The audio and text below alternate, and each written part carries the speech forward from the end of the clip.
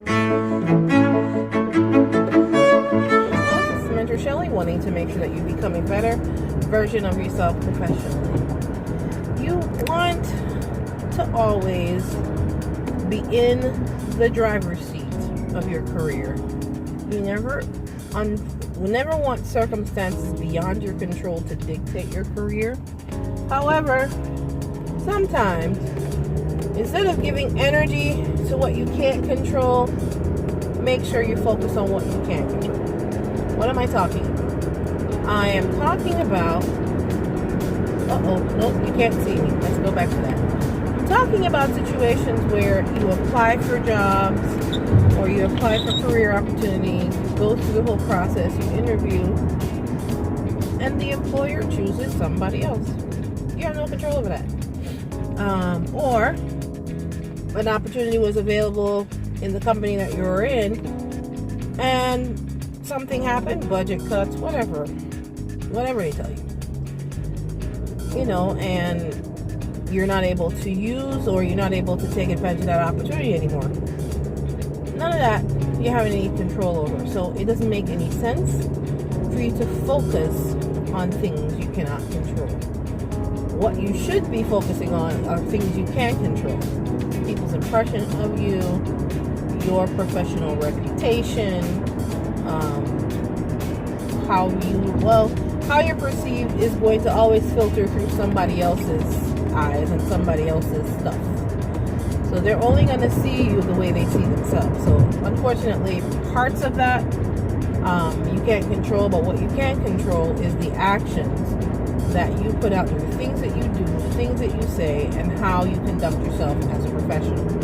That is always going to be in your control. So why am I saying this? There's a lot of times when we as professionals, we go through different situations where it's, I didn't get the job, or they didn't call me back, or this and this and that. There are things you can do, especially in the areas of things you need to do after the interview, like following up. Oh, what a concept. Yes, follow up.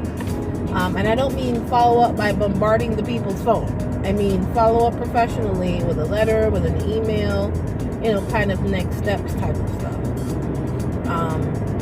And when you write the thank you for the interview letter, which is a part of the coaching that I offer in my interview coaching sessions, you can go to mentorshelley.com/services/interview coaching. That's all one word. And that's part of after the interview letter, you would say, well, what are the next steps? What should I look for? Should I contact you, or should you, that's something you also do right before the interview closes. So the expectations are set as far as who's supposed to contact and when. You're supposed to do that, that's supposed to be established either right before the actual interview, one-on-one interview or panel interview, or right after that. So you're putting things in place as a professional to make sure that they know, listen, I need to know, because I need to know what the next steps are. So if you made the decision not to choose me, then I can move on to other opportunities.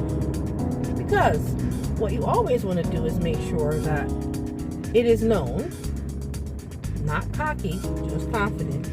No, let people know, listen, I love the fact that you're giving me a chance at this opportunity, but there are other opportunities that I'm looking at. So let me know what's up.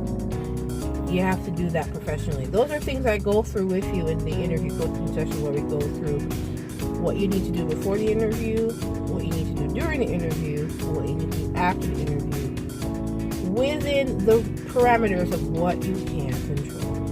All right, guys.